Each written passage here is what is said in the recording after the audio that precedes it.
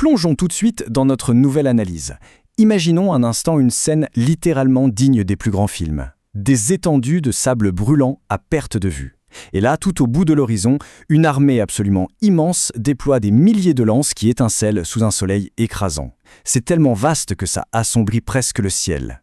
Et face à cette marée humaine qui semble inarrêtable, eh bien, il y a une toute petite troupe d'hommes profondément déterminés. Au centre de cette poignée de braves, on distingue un homme. Et cet homme a une particularité absolument fascinante. Ses traits rappellent de façon frappante ceux du prophète Mohammed, que la paix et la bénédiction soient sur lui.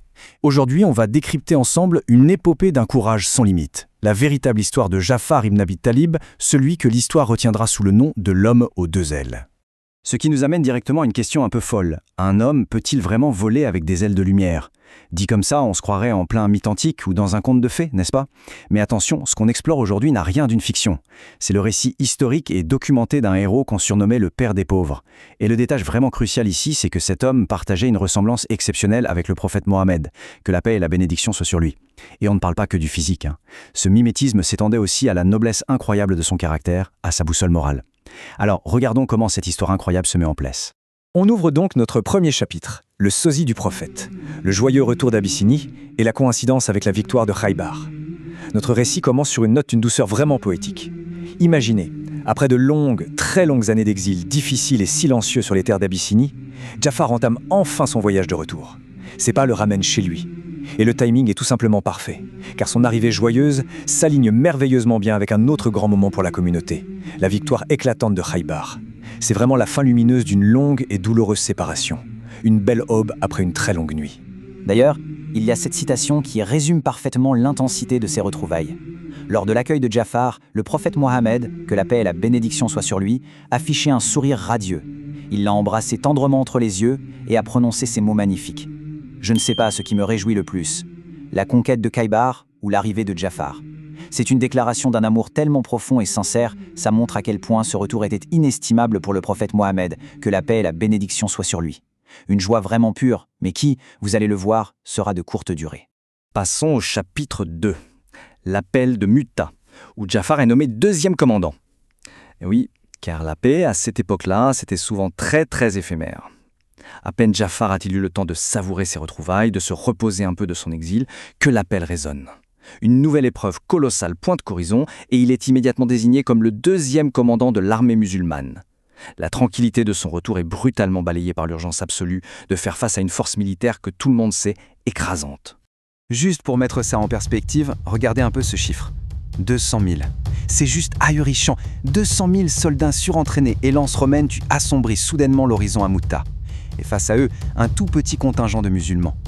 L'échelle de cette menace est terrifiante. Ça souligne le courage presque surnaturel qu'il a fallu à ces hommes. On parle littéralement de marcher vers une bataille impossible, en sachant pertinemment que, sur le papier, les chances de victoire terrestre sont quasi nulles. Et là, le choc éclate. C'est notre chapitre 3, le sacrifice pour l'étendard. Le rythme s'accélère, la poussière se soulève d'un coup. L'air devient irrespirable, les cris éclatent de toutes parts, les lances s'abattent. Le premier commandant, Zayd, tombe. La ligne tremble. L'urgence est totale. Pas le temps de réfléchir. Ja'far s'élance. Il plonge en plein cœur de la mêlée. Il se bat avec la fureur d'une armée entière. C'est une véritable tempête humaine déchaînée en plein milieu du chaos. Les événements s'enchaînent avec une brutalité inouïe. Zayd tombe. Immédiatement, Ja'far bondit. Il saisit l'étendard de la main droite. Pas question que cet emblème vital touche le sol. Mais la fureur ennemie frappe. Un coup fulgurant lui tranche le bras droit. Sans la moindre hésitation, il rattrape le drapeau avec sa main gauche. Et là, le bras gauche est tranché à son tour. C'est physiquement insoutenable, mais il refuse de céder. Dans un élan de volonté pure, il serre la hampe de l'étendard contre sa propre poitrine. Il protège ce symbole d'espoir, littéralement, avec son propre cœur. 90.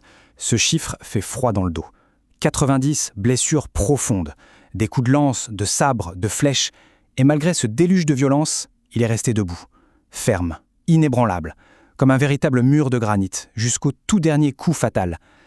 C'est la définition même du sacrifice héroïque, dans ce qu'il a de plus absolu.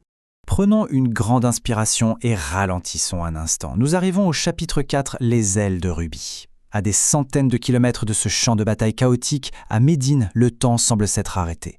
Le prophète Mohammed, que la paix et la bénédiction soient sur lui, est là, paisiblement. Mais par un miracle d'une profondeur inouïe, la scène lointaine de la bataille lui est dévoilée en temps réel.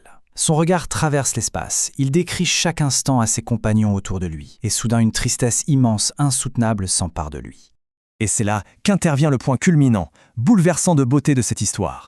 Le prophète Muhammad, que la paix et la bénédiction soient sur lui, les larmes coulant abondamment jusque mouiller sa barbe, prononce cette phrase magnifique. Dieu a remplacé ses mains par 2 ailes de rubis pour voler au paradis, là où il le souhaite. Après cette vision miraculeuse, il est allé directement chez Jaafar. Il a pris les jeunes enfants de ce héros dans ses bras, il a pleuré amèrement, tout en sentant déjà en eux ce parfum éternel du paradis. C'est ce qui nous amène à la conclusion spirituelle de notre récit, le chapitre 5, un héritage de loyauté.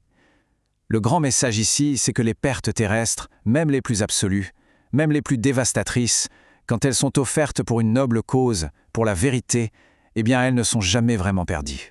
Elles sont remplacées par une lumière divine, par une beauté céleste qui dépasse complètement notre compréhension. Les membres sacrifiés dans la poussière de la bataille sont devenus de magnifiques ailes d'éternité scintillantes. Alors, pour terminer cette analyse, on a une question à vous poser, une question qui mérite vraiment réflexion. Quel est le plus grand sacrifice qu'on puisse faire pour ses propres principes ? L'histoire de Jafar le Volant nous oblige un peu à regarder notre propre loyauté envers les valeurs auxquelles on croit. Le vrai courage laisse une empreinte qui traverse les siècles, c'est certain. On aimerait beaucoup lire vos réflexions à ce sujet dans les commentaires, et bien sûr n'hésitez pas à y joindre, comme le veut la noble tradition, vos prières sur le prophète Mohammed, que la paix et la bénédiction soient sur lui. Un grand merci d'avoir partagé cette exploration fascinante avec nous aujourd'hui, et on se dit à très bientôt pour une prochaine découverte.